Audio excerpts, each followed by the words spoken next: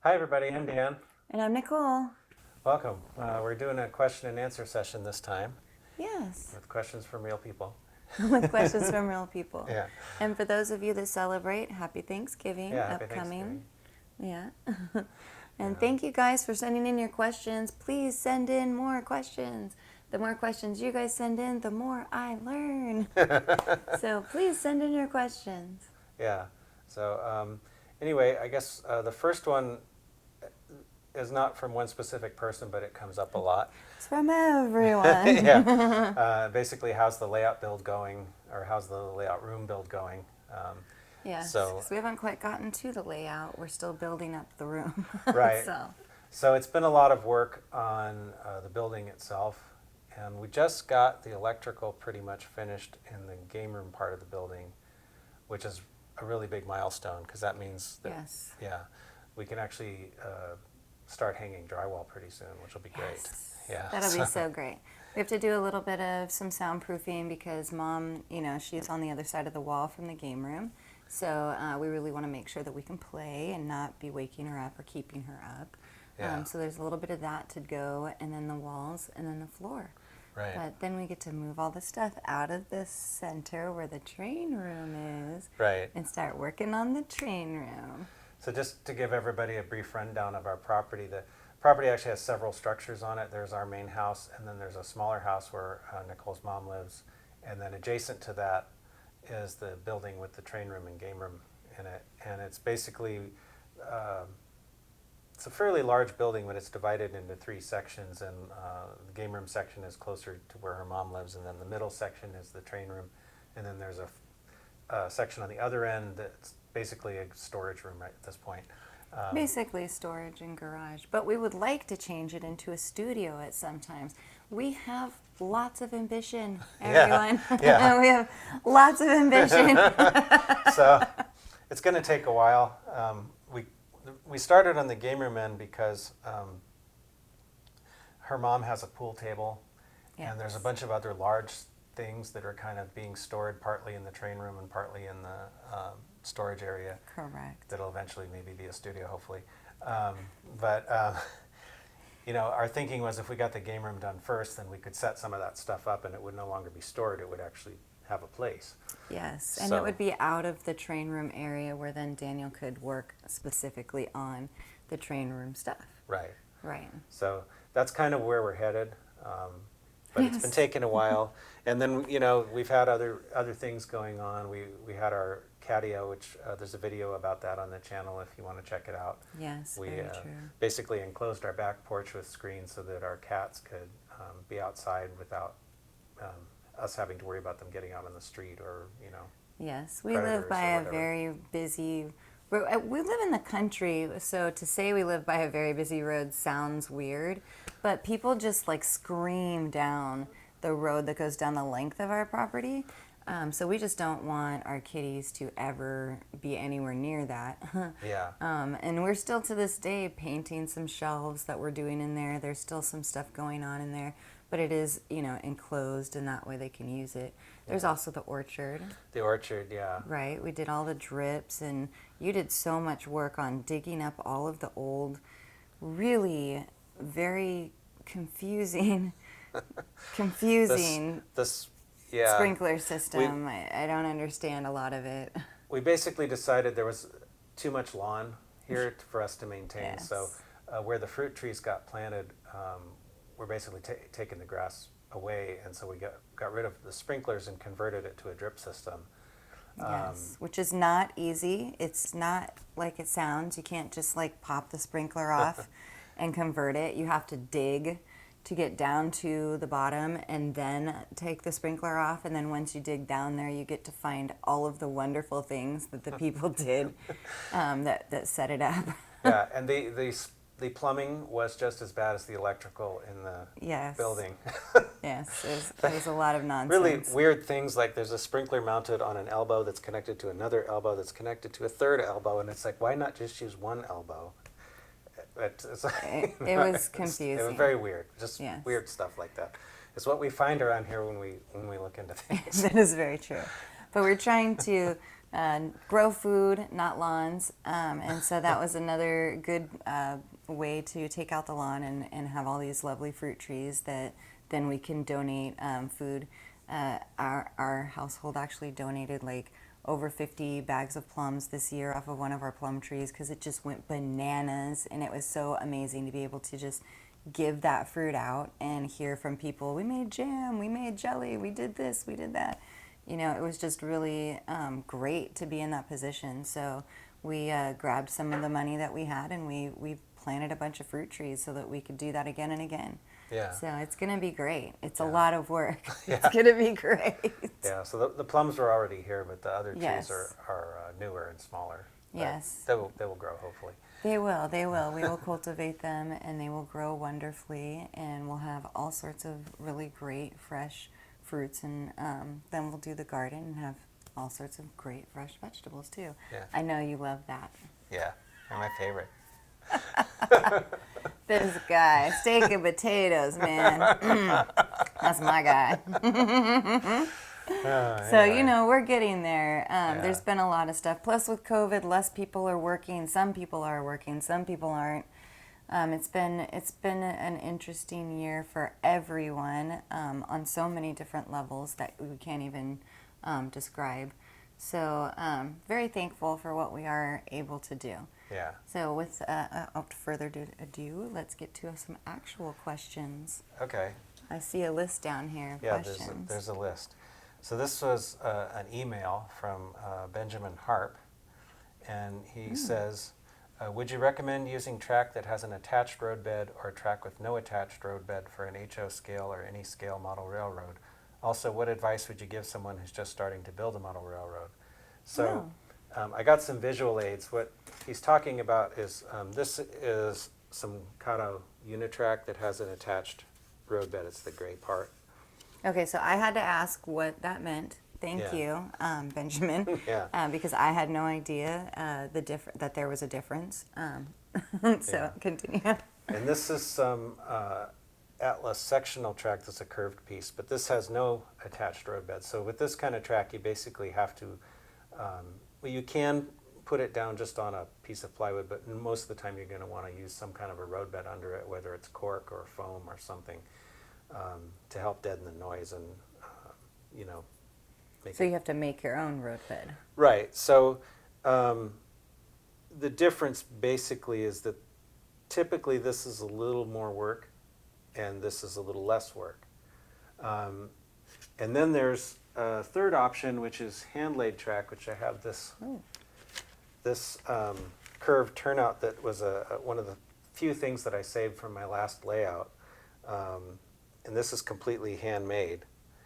And this is even harder. So what's this? This is some of that roadbed that I was talking about, the cork. Okay. So this is like you buy it in strips and you glue it down where the track's going to go, and then you lay the track on it, whether it's hand laid or this other kind of just, track without the roadbed attached. You can lay it on there. So are you saying you put down each of these little things? Yes. Each Oh, of those wow. little ties I had to glue down, and then I had to cut the rails and fit them together, and then all these little spikes I had to put those in. So this is a lot of work. Wow. So basically the difference is the more work you do, the more versatile things get. Because another thing with the track that doesn't have the attached roadbed is that they have flex track, which curves. Oh. And then you would make the roadbed to what you need it to do.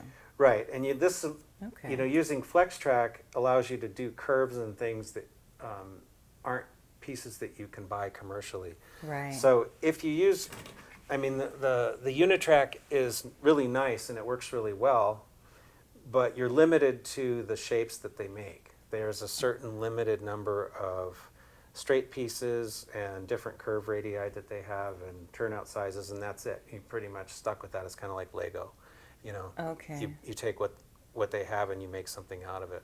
Okay. I'm not aware of anything like this that has a flex track option. It would be nice if they did, but and maybe This I is- just don't know about it. But This is the track we use for our temp track stuff. Right. When we did our temp tracks. I like it for temporary setups because it's easy to set up and tear down. And if you're not comfortable doing track work, this is pretty bulletproof. You know, it's something that tends to go together well and is pretty reliable.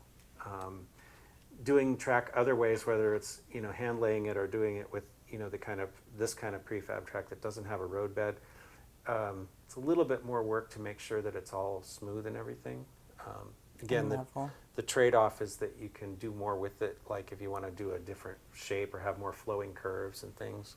Right.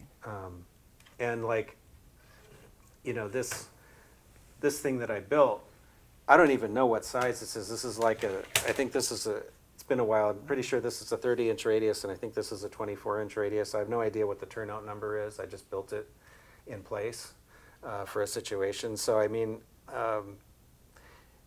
so as far as what's better, I'd say it kind of depends on your skill level, and if you're comfortable, you know, sticking with what you can buy in a store, or if you want to do something a little more I'm so tentative. Flexible. I don't want to break it. I'm like, no, you won't break it. That is so cool. But anyway, so it's kind of not. There isn't like one best answer. Either one works. You just have to make sure that with any track you put down, you want to make sure that it's smooth. You want to make sure that you know, you don't have spots where the wheels are hitting bumps in the track because you didn't put the rail joiners together just right or something like that. I don't know. I thought skill level was a pretty good answer. Yeah. Like to grade your skill level on where you're at. I mean, you're always going to have to kind of bounce up and try things if you want to expand your stuff. And right. If you're ready to, you know, to do that, then, you know, huzzah, let's, you know, let's get going. Yeah. But if you're not, then, you know, those worked really great for us too. Yeah. And if you're a beginner, this is cool.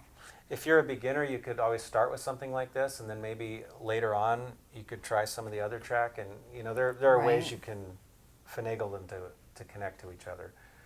So you know, that's always a possibility. And so, what advice would I give someone who's just starting to build a model railroad? I would say if you're a beginner, the other thing I would say is to start small. Yes. Either a small layout, or even if you're planning a huge layout, build a small part of it first and kind of finish that. Because when you do something small, you're basically doing all the same things you do when you do a big layout. You're just doing less of it.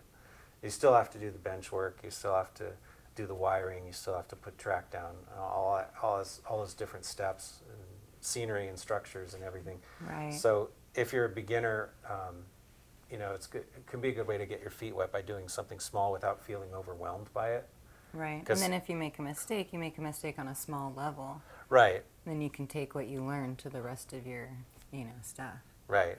So that'll be one of the things I talk about when we do the RV layout build, is, you know, basically the same. Even though it's a much smaller thing, it's going to be the same kinds of steps that would be involved in building the big layout. There's just less of it. Right. So. Okay. Awesome. Anyway. Yeah. I think, next question? Next question? Okay. This one is an email from Gianni Poloni. I hope I'm pronouncing your name right. Anyway, I have a question for Dan in the next Q&A, and that is there a specific custom locomotive that you built that's your favorite? That's a really hard one. I don't know if I have a favorite. Aw, come on. Not one favorite? Well, there's so many. You're like, this is the one I hoard. You pet it at night and no. I mean, I've got a lot that I like. I mean, there's so many. I bet you do. The favorites would, and I think he kind of mentioned that as a custom locomotive, but it's the ones that I basically built and painted myself, I think would be the ones that I like the best. Well, here's a question. When the fire was happening, what did you pack first? The ones that I built and painted myself. The ones you built and painted so those collectively are my favorites. As to pick just one of them, though, it's really hard because it's like picking your favorite kid, I think, you know, or something. Well, I don't know if you have to go that far, but I get it. I mean, I have all of my costumes, and I have a ton of jewelry that goes with different things. And if you asked me to pick one thing, I'd be like, no, I can't do it. Yeah. And so we actually talked about this a little bit before the video, and I was trying to think, you know, what one thing would I take? And, when it came to the jewelry, I was just like, nope. And then there's this that we did it, I wore it at the wedding, and there was this that we got on the honeymoon, and I was like, I couldn't. And then Daniel looked at me and said, see, even your costumes. And I was like, Harley Quinn. So, there are some things where you're like, I know what my favorite is. And then there's some things where there's just too much for you to be like, I'm sorry, I can't pick. Yeah. And I think I get it with the railroad, especially the stuff that you've personally done. Yeah. How many custom trains do you think are out there? That I built? This is not a question from a viewer. This is a question from me. That's a hard one to answer, too. You have personally built. How many do you think are out there? I don't really know. Are we like in the 50s and the hundreds? I would say maybe 50-ish. Maybe 50-ish. Maybe a little more. I don't know. I'd have to. It's hard because when we look at stuff, there's a lot of green dots, but they're not quite finished yet because you might still want to be, doing the weathering and stuff. So it's hard, but I see a lot of green dots. Well, the green dot doesn't necessarily mean it's all weathered and everything. I know, but that means that you've done some stuff. Yeah, that's really, I haven't had a place to get all my trains out in so long that I don't really see them all at the same time. Oh, that is true. They're all in boxes, and I take some out once in a while to work on them or do something, or because of a program that I'm trying to make or whatever.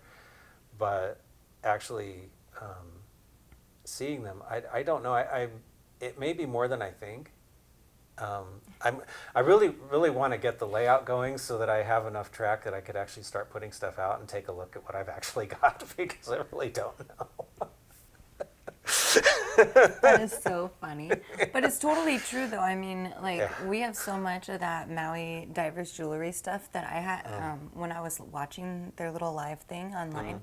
I had to go and look at all of my jewelry from them so that I didn't buy something that I already had because, number one, we haven't been anywhere, so I haven't gotten a chance to wear it. So, we just got it in June of last year. So I haven't had a chance to really wear a lot of it.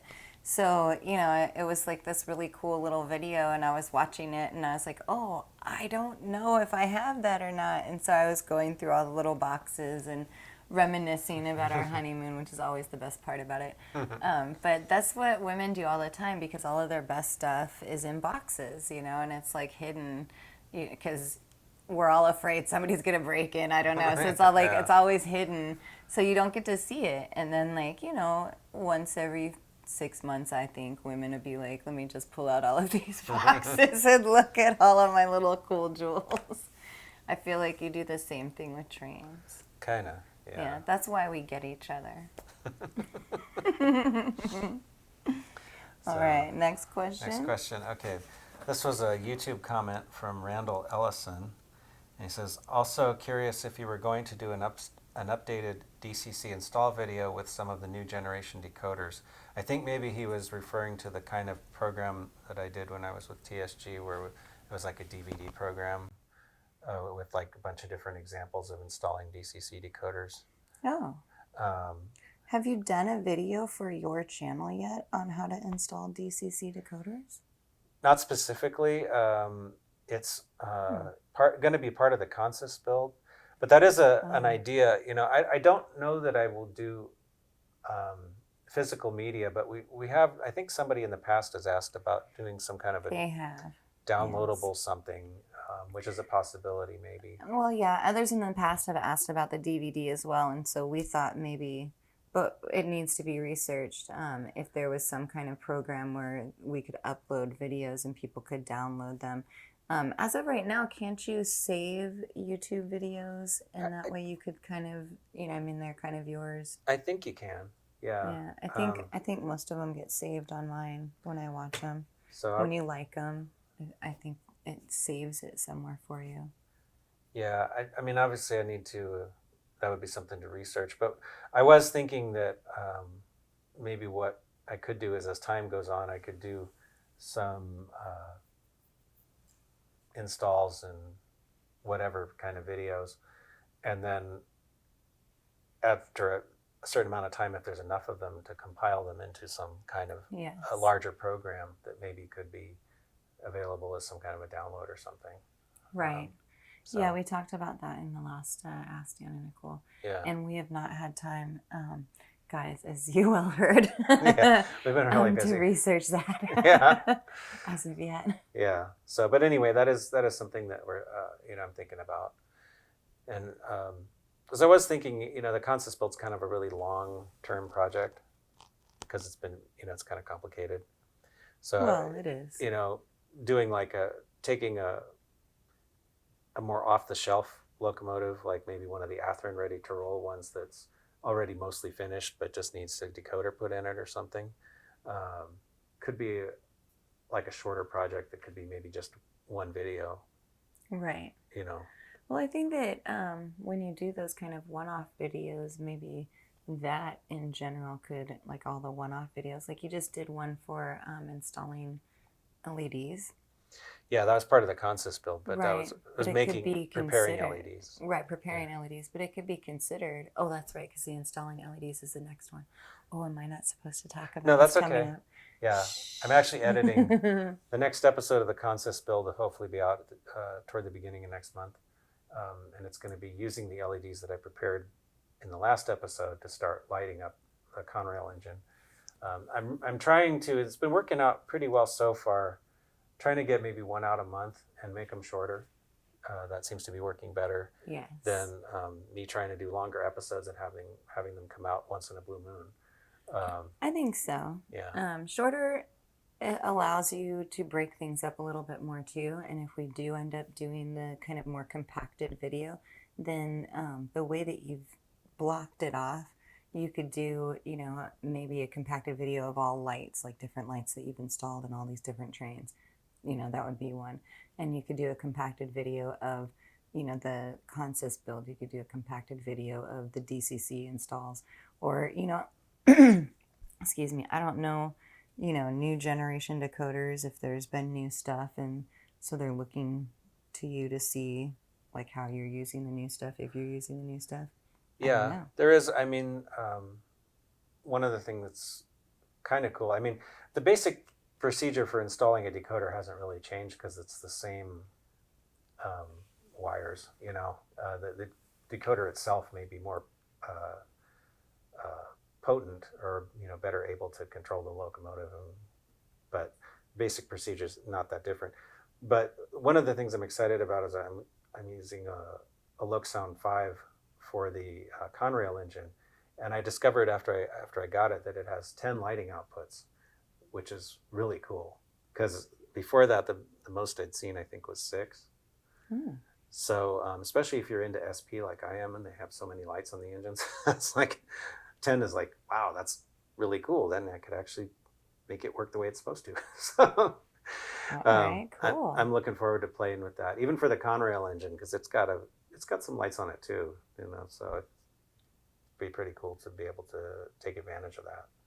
So does that mean that you could do the lights that are like the headlights, the ditch lights, all that, plus you could do like maybe side lights and stuff like that? Yeah, each lighting output is like a little light switch, so it can control an independent light. So the more outputs you have, the more the more independently controlled lights or sets of lights you can have. So like if usually you have with DCC, you have the headlight that shines in the forward direction is separate from the one that shines in the back, because you don't usually, otherwise if you had them both on the same output, they'd either both be on or both be off, and that's not usually what you want. You want it to be on in the direction the train's going, because that's most of the time real trains, they'll either have the front headlight will be on bright whichever direction it's going, and then the rear one will either be off or dim, and then when they stop and change direction they usually flip it. Right. Sometimes when they're switching cars they'll leave both ends on, but you still need to have the ability to control them separately. So then if you want, if it has number boards or it has a cab light or all these different things, you want them all to be independently controllable so that they don't have to all be on at the same time or don't have to be all on at the same brightness. Or if something Because you control like the brightness and dim things down and stuff. right. Yeah. And each output can also have effects. Like if it's a beacon, it can flash, or you can do different things. Or if it's, Okay. some railroads ditch lights will flash alternately. So That's so cute. I love it.